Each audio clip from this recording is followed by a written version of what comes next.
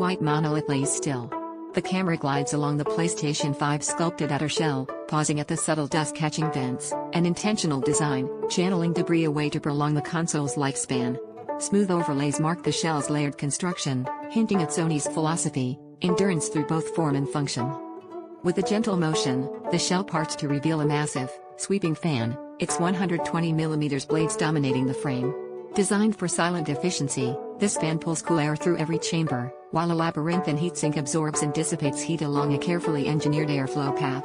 On-screen text notes, airflow is sculpted, not left to chance.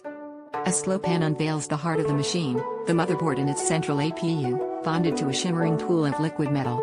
This exotic cooling choice, rare in consumer electronics, offers superior thermal transfer, keeping the PS5's custom silicon performing at its peak.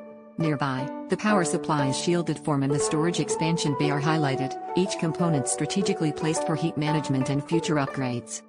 Every step, every layer, is a solution to the eternal challenge of performance versus heat. As the camera lingers on the liquid metal interface, a closing caption appears: "One small change here prevents a massive overheating problem." The mystery of the PS5's cool composure endures, by design.